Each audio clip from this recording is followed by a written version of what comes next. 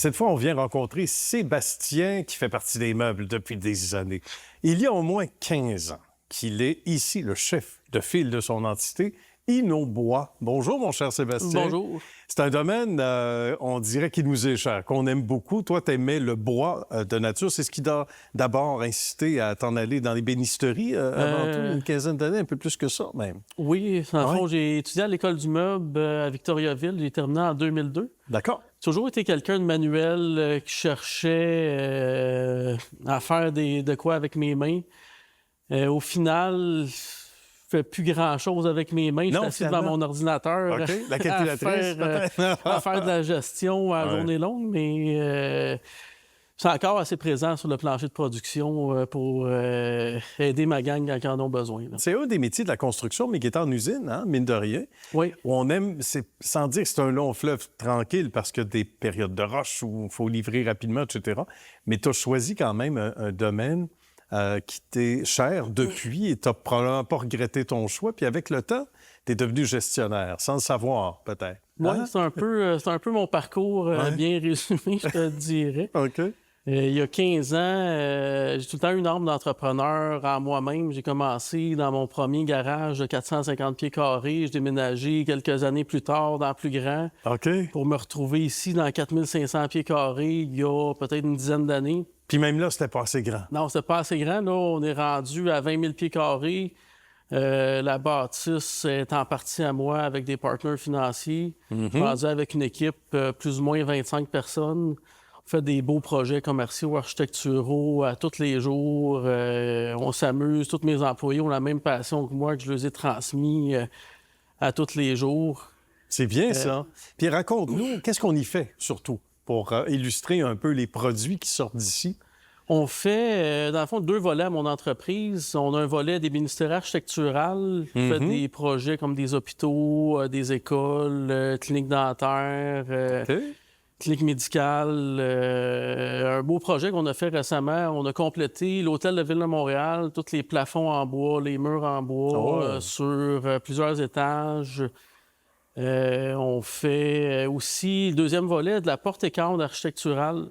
C'est une entreprise que j'ai achetée il y a à peu près 5 ans. OK, d'accord. De M. Aurel Leboeuf, qui est une sommité dans le domaine de la porte et cadre.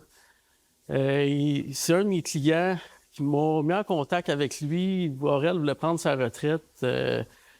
Il était rendu à 73 ans, je pense. Là. Puis, mon client, Jarel Construction, m'a dit « Je pense que tu auras un bon fit de 2 personnes vraiment passionnées de votre métier. Je pense que ça se joindrait bien à ton offre de service. » Là. Fait que j'ai jasé avec Aurel. Ça a pris peut-être 6-8 mois de discussion pour arriver à une entente pour acheter son entreprise. Là. Bien. Donc, ça a cliqué. Oui, on a vraiment eu un bon fit ensemble, là, moi et Aurel. Il nous a transmis vraiment tout son savoir de ses 50 ans de connaissances. Puis lui, de son côté, était vraiment content de transmettre ses connaissances aussi à quelqu'un qui a la même passion que lui. C'est un métier qui gagne à être connu, là. Mieux connu. Oui, puis je pense que les salaires sont de plus en plus intéressants aussi. Au niveau des bénisteries, c'est des métiers qui sont super nobles. On est tout le temps en bout de piste. C'est nous qui faisons les décors dans les bureaux. On a beaucoup de projets qui ont passé dans les journaux au fil du temps, qui ont passé même à la télévision souvent. Dont un projet à Place Ville-Marie, le nom m'échappe, là, mais... Ah oui, d'accord. Je pense dans la presse quelques années, là, un des derniers étages de la Place Ville-Marie, là. C'est un super beau projet architectural avec des plafonds en bois, des bacs à plantes ronds. Je pense avoir vu ça. Il n'y a rien qui se perd aussi, ici, à peu près pas. 1 peut-être, tout au plus. Raconte-nous ce qu'on fait avec ce qu'on dit, les déchets. Il n'y a rien qui est jeté à la poubelle. Dans le fond, j'ai un arme écologique aussi en même temps. OK. Fait que, depuis quelques années, je cherchais des solutions de me débarrasser de mon container de déchets à l'extérieur. Je l'ai trouvé par une machine qui broie tous les rebuts de mélamine, de plywood, de bois, qui les envoie dans le système de dépoussiéreur pour refaire une deuxième vie à toute la poussière qui s'en va au recyclage, en fait. D'accord. De plus, on recycle tous les produits de finition. Sûr qu'il y a des frais pour les produits de finition. Tout ce qui est métal, autre, à tous mes postes de travail, quand les gars strippent une vis, je les ai habitués à mettre la vis dans le plat de métal. Eh dans oui, le bon exact. bac. Ça prend d'éducation. Je pense que ça passe par les entreprises, le recyclage, au final. Là. Et tu as une économie en bout de ligne, en plus. Oui, parce que la machine, dans le fond, j'ai éliminé complètement mon container à déchets de dehors.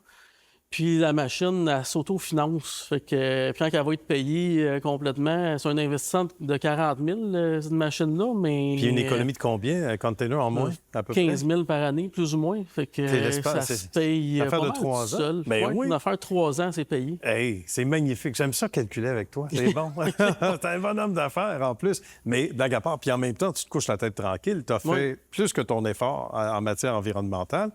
Ça doit être agréable de travailler ici. C'est un cadre intéressant. Ce qui est le fun, c'est qu'on fait jamais la même chose à tous les jours. Il n'y a aucune routine. Les projets sont différents tout le temps. On ne sait jamais sur quoi on va commencer. Je cherche... tous mes employés sont polyvalents. Ils ont toute la même passion que moi de l'ébénisterie du bois. On va inviter les gens à envoyer leur CV, sait-on jamais. J'imagine qu'on a toujours besoin d'aide et de ressources.